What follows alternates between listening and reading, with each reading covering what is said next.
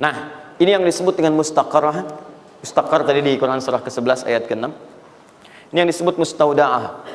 Ya, menyebar, menyebar, menyebar, menyebar, menyebar. Di mana dia tersembunyi itu? Hanya Allah yang tahu. Makanya antum kan beraktivitas kan? Ada yang berdagang, ada yang kerja jadi karyawan, jadi gini, di pengusaha macam-macam untuk mendapatkan apa? Itu yang menyebar ini. Ya. Dan menariknya antum kan minta kepada Allah, ya kan? Bahkan setiap dalam sholat. Coba lihat, Isa aja tadi minta 4 kali. Masih ingat nggak? Ya, coba duduk di antara dua sujud itu.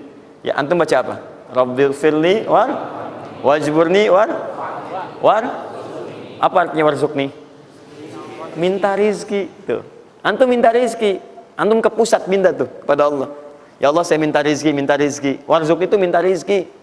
Ada yang belum tahu. Ya 4 kali Isa warzuqni, warzuqni. Setelah Isa masih minta juga. Ya Allah, berikan saya rizki. Yang tadi apa dalam sholat? Warzuqni. Warzuq itu minta rizki. Antum minta ke pusat tuh, minta, ya Allah, minta. Soalnya Allah disebarkan. Ambil.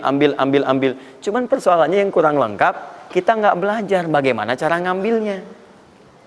Nggak tahu infonya, ini nyebarnya kemana aja nih. Yang paling repot itu adalah orang bikin usaha duluan. Usaha ini. Memang akan dapat. Cuma karena kita nggak tahu cara menyebarnya, maka masanya lebih lambat cara mendapatinya. Dan itu nggak terukur. Nggak terukur dalam konteks apa? Dalam konteks memetakan aktivitas kita. Kadang-kadang, maaf, waktunya sholat masih sibuk nyari ini. Ya, jadi kita nggak bisa bagi kapan sholat, kapan baca Quran, kapan sedekah, kapan tilawah, kapan ngapalin Quran. Coba lihat Abu Bakar As-Siddiq radhiyallahu ta'ala anhu. Itu kan pedagang sukses, pebisnis sukses, hartanya banyak, tapi masih sempat sholat tahajud sampai khatam Quran. Masih sempat sehari punya program sedekah, sehari nengokin orang sakit, sehari bisa menyolatkan orang yang meninggal, sehari bisa nganterin orang ke alam kubur. Itu ketika Nabi tanya, siapa malam ini hari ini yang sempurna jamaahnya, ngacung semua. Siapa hari ini sudah sedekah, sebagian turun tangan, Abu Bakar masih angkat. Siapa hari ini yang sudah membaca Al-Quran, beliau angkat. Siapa hari ini yang nengok orang sakit, beliau angkat. Siapa yang hari ini sudah mengantar orang ke jenazah ke kuburan, beliau angkat. Semua yang dikatakan Nabi, beliau angkat tangan. Nah, pertanyaan saya itu bagaimana cara manage aktivitasnya? Karena beliau tahu kunci rezeki itu ada di sini. Kalau nyebarnya ke sini, maka beliau atur aktivitas ibadah saya ini yang ke sini, yang rezeki ini yang ini. Atur waktunya kapan mendapatkan yang ini, kapan mendapat yang lain. Yang paling dahsyat ini nanti yang akan kita bahas.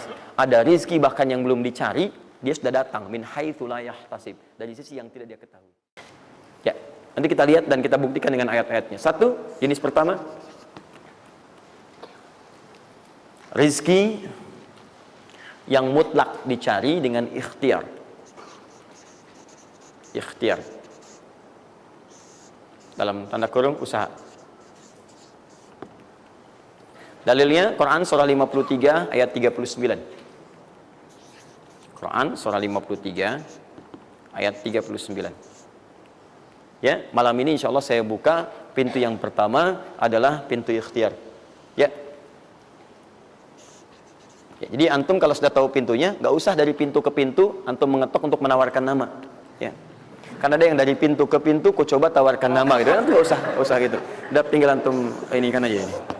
Udah. Satu, ikhtiar lewat usaha.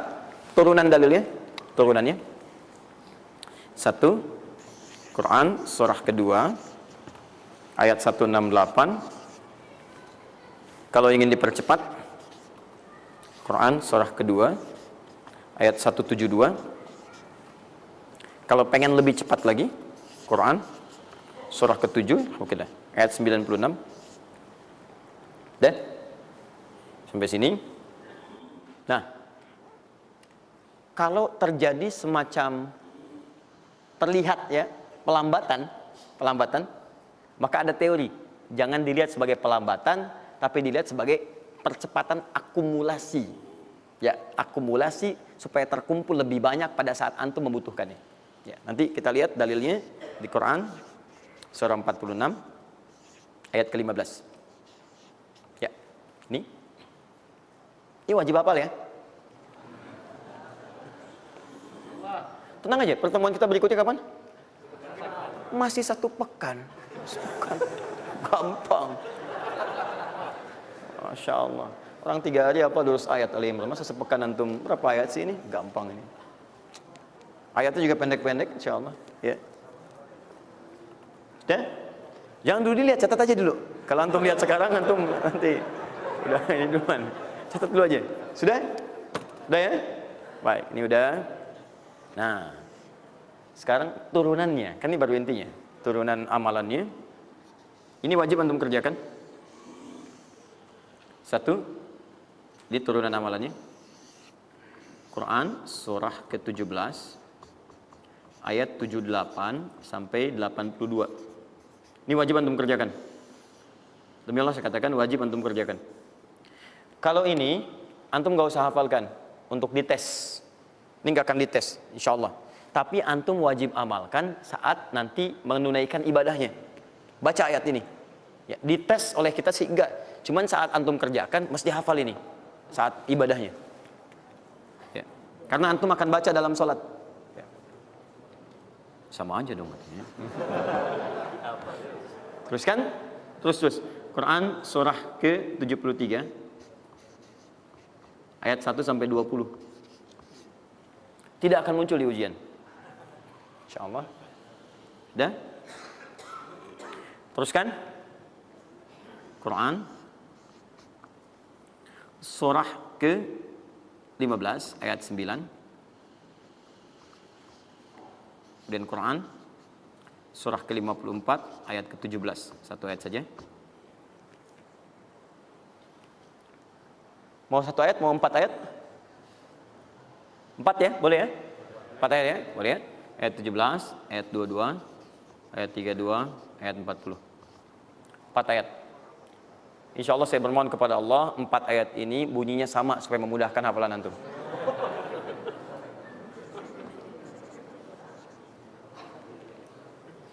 Lima. Sudah? Tahan.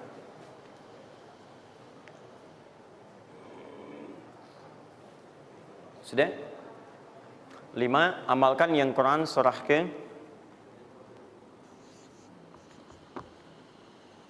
51 ayat 18. Ini untuk mempercepat pengabulan doa. Jadi kalau antum minta seketika. Sudah?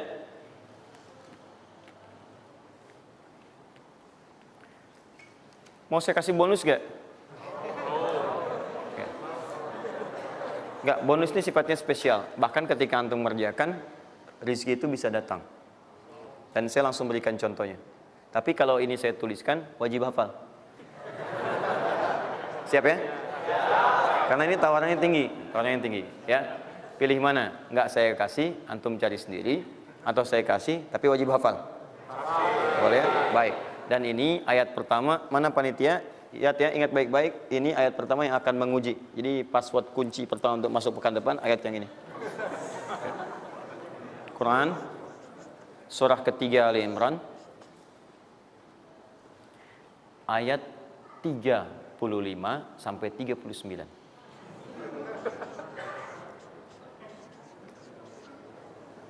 Gampang ya? Alhamdulillah.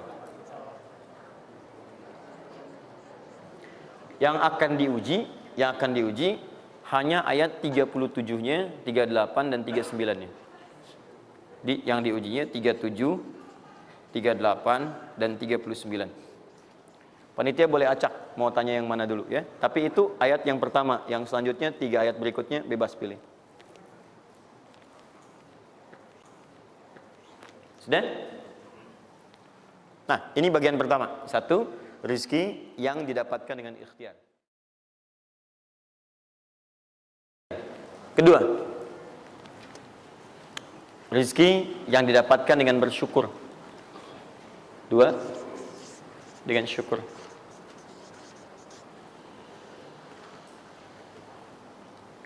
Dalilnya Quran surah ke-14 ayat 7. Quran surah 14 ayat 7.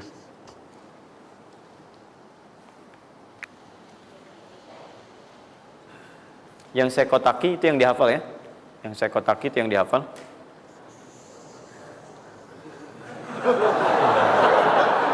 Iya. Enggak, ini inti ayatnya. Saya serius, ini inti. Ini harus ada. Ini, karena ini saya sering katakan ketika Anda menghafalkan, itu spirit ayatnya ada dalam jiwa kita. Kalau bisa udah otomatis gitu. otomatis. Jadi begitu antum mengerjakan itu, antum ingat. Dan ketika antum berniaga pun, antum ingat. Jadi kalau antum sedang misalnya usaha apa, ada sholat tuh, antum refleks sholat. Karena tahu dengan sholat itu rezeki bertambah, bukan berkurang. Jelas ya? Nah, terus kan? Ini Quran surah 14 ayat 7. Saya naikkan ke atas ya. Turunannya. Quran surah ke-9 ayat 103. Saya urutkan berdasarkan amalan. Dan Quran surah 9 ayat ke-60.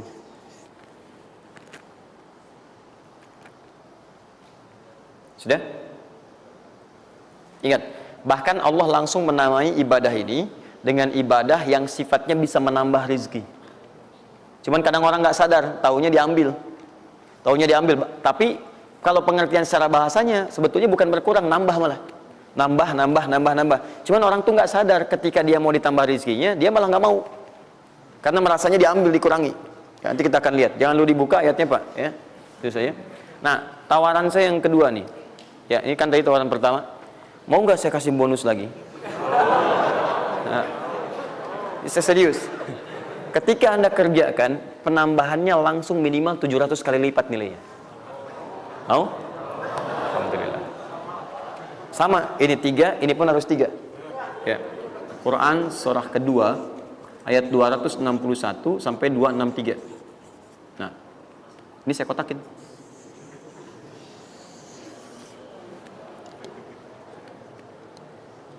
Sebentar. Quran surah kedua ayat 261 sampai 263. Saya mohon izin ya, saya lihat dulu satu. Supaya nggak online maksud saya. Pokoknya Anda online ada masalah dengan saya nanti. Nanti saya kasih di akhir, rumus cepat menghafalkan. Sudah? Tahan. 2. Nah, yang ketiga, nanti saya simpan dulu aja supaya Anda fokus yang ini dulu untuk berlatih selama sepekan. Ya, berlatih selama sepekan. Supaya nanti, karena yang ketiga ini lebih cepat lagi. Lebih cepat. Saya khawatir Anda melakukan lompatan langsung pada yang ketiga. Nah, persoalannya kita mesti berurut karena yang satu dengan dua ini keduanya saling bersinergi. Begitu yang kedua udah dapet, yang ketiga lebih mudah. Ya, karena sudah punya kebiasaan dari yang pertama tadi. Kalau saya munculkan yang ketiga sekarang, maka persoalan terbesarnya adalah kebanyakan orang nanti akan meninggalkan yang ini yang paling bahaya. Semuanya pada di masjid aja gitu kan, dan sebagainya. Jadi nggak ada di kantor kosong, di bank kosong. Jadi hilanglah kehidupan di muka bumi. Ya. Jelas ya? Nanti kalau ini udah enak, nanti saya turunkan ini yang dikejar oleh sahabat kemudian. Sampai Utsman bin Affan, Abdurrahman bin Auf tuh hobinya cuma nungguin tahajud aja. Nungguin tahajud, datang. Bukan nggak kerja. Karena semuanya sudah melewati batas ini. Ini udah selesai, mereka pindah pada level yang ketiga. Itu kalau tiap malam lomba, dikisahkan oleh Imam An-Nawawi dalam kitabnya Tibyan, itu lomba dengan Abdurrahman bin Auf, Tamim Ad-Dari, itu tiap malam paling minimal sekali khatam Al-Quran dalam tahajudnya. Tapi dahsyatnya, besoknya, sekiannya itu selalu datang. 60, kalau kita sekarang 60 kontainer datang, isinya emas, perak, berlian, macam-macam. Ya, kebayanglah kalau ke PTM datang 60 kontainer isinya emas, perak. Makanya nggak ada yang dikasih lagi sekarang.